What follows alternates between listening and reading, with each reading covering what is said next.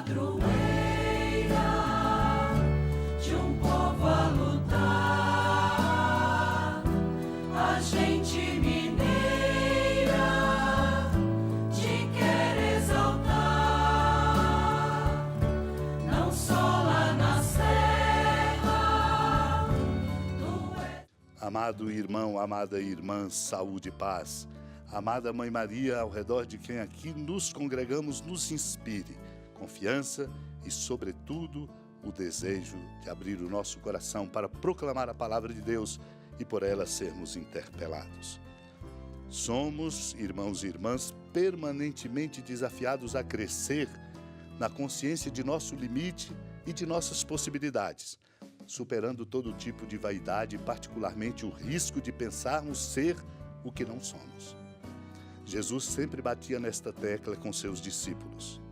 Focaliza bem isto no comentário sobre o Evangelho de Lucas, São Cirilo de Alexandria, quando diz: o discípulo não está acima do mestre, e se acontecer que alguns discípulos progridam a ponto de igualar aos seus antecessores, também agora devem imitá-los, permanecendo nos limites da modéstia dos mestres. Paulo, apóstolo, diz ainda o mesmo ao afirmar, na carta aos Coríntios: sede meus imitadores, como eu o sou de Cristo. Se o mestre ainda não julga, por que tu te permites julgar? Ele não veio para julgar o mundo, mas para usar a misericórdia. E também nos compete: se eu não julgo, tu que és meu discípulo não o deves fazer. E pode ser que sejas mais culpado do que aquele que julgas. Como então não nos envergonharmos por este risco? O Senhor diz o mesmo empregando uma outra imagem: porque observa o cisco que está no olho do teu irmão? Com tais palavras ele nos quer persuadir com maior clareza a nos abstermos de julgar os outros e examinarmos o nosso coração e a expulsarmos as paixões que o enlaçam. Tudo isso com o auxílio da graça de Deus. É Ele quem cura os corações contritos e feridos e nos liberta das enfermidades da alma.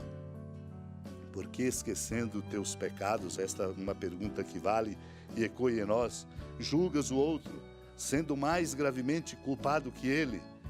É, pois, necessário este mandamento do Senhor para todos os que querem ser bons e de modo especial para aqueles que receberam a missão de ensinar aos outros.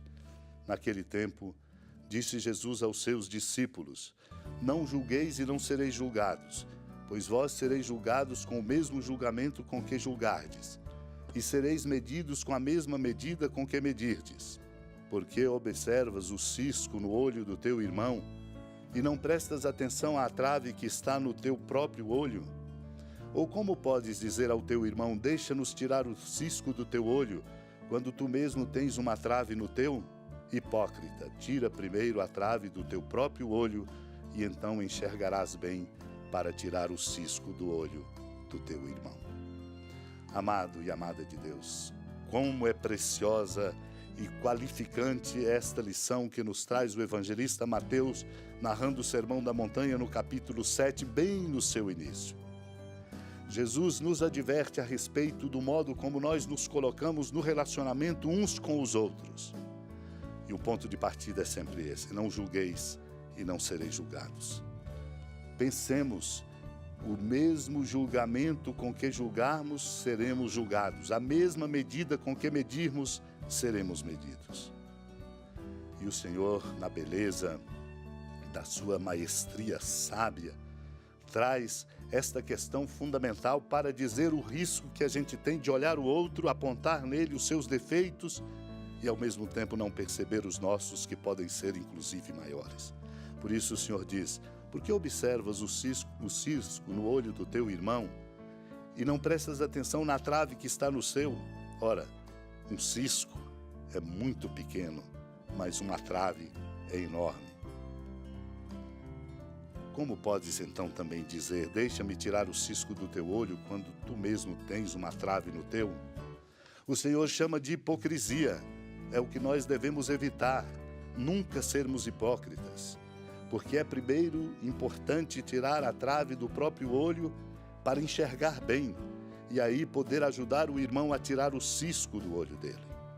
Somos chamados, portanto, a transparecer efetivamente por gestos e palavras a verdadeira imagem do cristão, como comenta no Tratado sobre a verdadeira imagem do cristão São Gregório de Nissa, quando ele diz, exemplificando: Paulo sabe quem é Cristo, mais acuradamente do que todos. Com efeito, por suas atitudes mostrou como deve ser quem recebe o nome do Senhor, porque o imitou tão exatamente que revelou em si mesmo o próprio Senhor. Por tal imitação cheia de amor, transferiu seu espírito para o exemplo, de modo que não mais parecia ser Paulo, e sim Cristo. E parecendo com Cristo, como ele mesmo bem o diz, reconhecendo a graça que recebe. Quereis uma prova daquele que em mim fala, o Cristo? E mais, vivo eu, já não eu, mas é Cristo que vive em mim. É necessário então que se vejam expressos em nós todos os outros nomes que explicam o nome do Senhor, para não sermos falsamente ditos cristãos, mas o testemunhemos com nossa vida.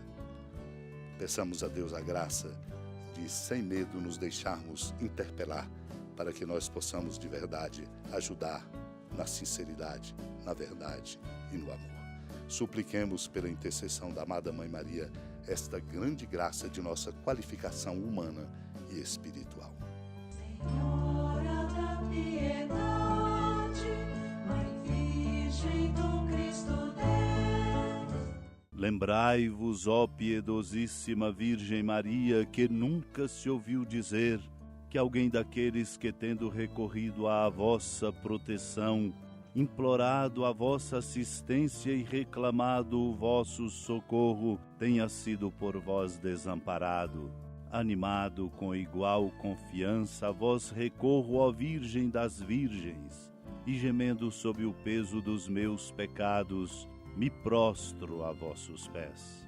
Não desprezeis as minhas súplicas, ó Mãe do Verbo encarnado, mas dignai-vos de as ouvir propícia e de me alcançar o que vos peço.